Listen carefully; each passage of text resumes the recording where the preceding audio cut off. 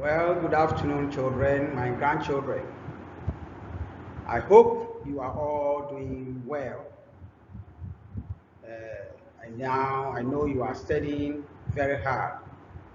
Very soon, we shall be meeting, in the school and to continue whatever that we've been doing on this platform. We've been doing a lot of the prophets.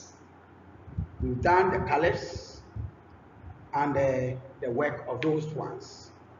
Last week, we saw the usefulness of certain plants, things that God created, and we also saw the importance of those things. Today, we are going to look at the early life of Prophet Muhammad. We all know the Prophet Muhammad, that he was the founder of Islamic religion. He did a lot of work to uplift the religion. And as he's no more, the religion is still in existence. If you become a leader sometime or someday, you have to work hard so that in your absence, people will always recognize you. Now, let's look at the life of Prophet Muhammad. One, Prophet Muhammad was born in Mecca, an ancient city in the present day Saudi Arabia in AD 571. Who were his parents? His parents were Amina and Abdullah. Muhammad's father, three, who was Abdullah, died before he was born. Because of that, he was taken to go and stay with his grandfather called Abdul Muttalib, and he took care of him. After some few days of his birth, he was given to Halima, his foster mother, who sucked and breastfeeded him. Who is a foster mother? A foster mother is someone who takes care of a younger children when their parents, mother or father, are not, in this world. So you hear that when Muhammad died, his grandfather took him and took care for him, but he was a man. He needed a woman, so he was given to Halima, and Halima became his mother. And that person who took care of him is whom we call foster mother. And he took care of him and cared for him very well. At age 5, Halima returned Muhammad to his mother in Mecca, but his mother also died, unfortunately, when he was 6 years old. The grandfather who took care of him also died when Muhammad was 8 years old. You could see from his life that Muhammad really suffered when both parents were no more. The mother was also dead, and the grandfather who was taking care of him, Abdul Muttalib, also died at age 8. If it were to be you and I, what will you do? But life must what? Go on. Then, after the death of the grandmother, Muhammad was taken care by his uncle, Abu Talib. Know the difference between the grandfather, Abdul Muttalib, and Abu Talib. Then Muhammad was accompanied by his uncle to a trip. Trip is the same as journey to Syria when he was 12 years old. When they reached Syria, a Christian priest called Bahira invited them to a dinner. And in some book, he is called a monk, M-O-N-K. A monk is someone who has devoted his life to do the work of God. So this man,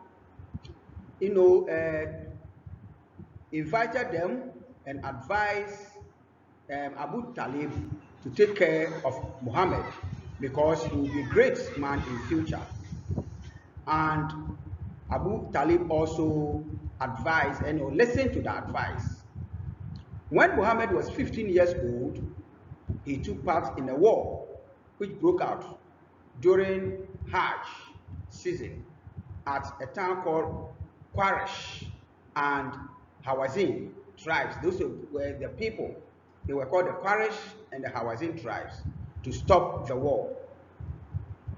While he was still young, Muhammad was still taking care of his uncle's sheep. So he was a shepherd for some time.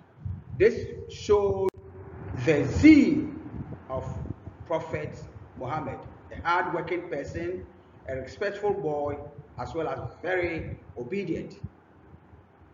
As he grew up, he helped his uncle to run his business. And it was this period that Muhammad received an offer from a very noble lady called Khadija, whose husband was also dead, and the woman became a widow, and this Muhammad was to take or look after his business, her businesses for her. Muhammad quickly accepted the offer, and by working hard, he impressed the lady with accounts record in the salesmanship and character. He was honest. He didn't steal the woman's money. He was respectful to the woman. So what did he do? You look at the age difference between Khadija and Muhammad. When Muhammad was 25 years old and Khadija 40 years old, they got married. And they gave birth to 6 children, 2 sons and 4 daughters.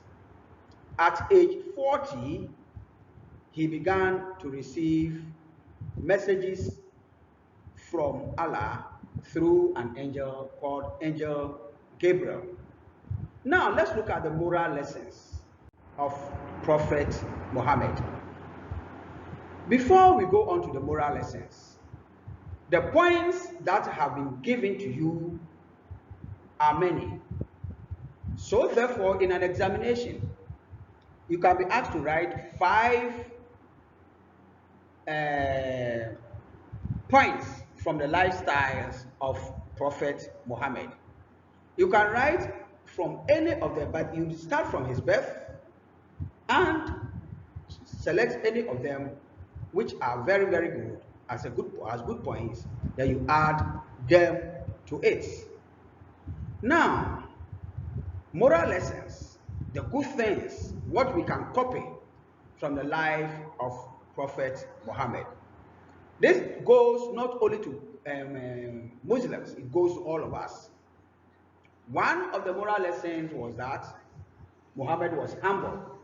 So what are we to do? We, are to be humble and respectful to all other people. 2, he was obedient and respectful. So we are also to obey and respect all people. And by that, they gave him a name called Amin.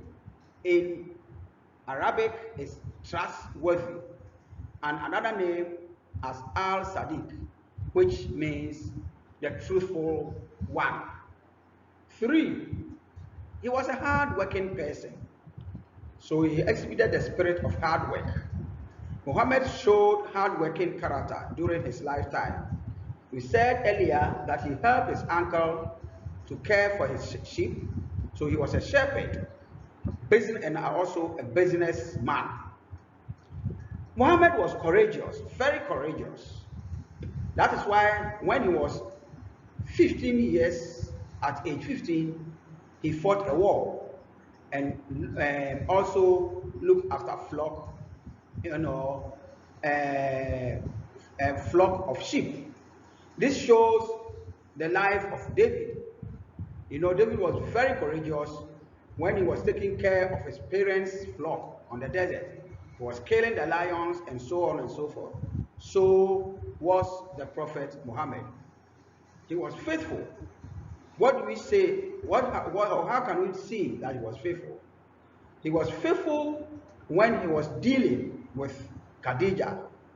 He worked with her, he showed the spirit of honesty, the spirit of sincerity, and he was taking, proper account of everything that he sold on the shop. So as students, as children, this is what we all have to do. We should show the spirit of humility. We should obey and show respectful to our elders. We should be hardworking. We should be courageous, and we should also be faithful.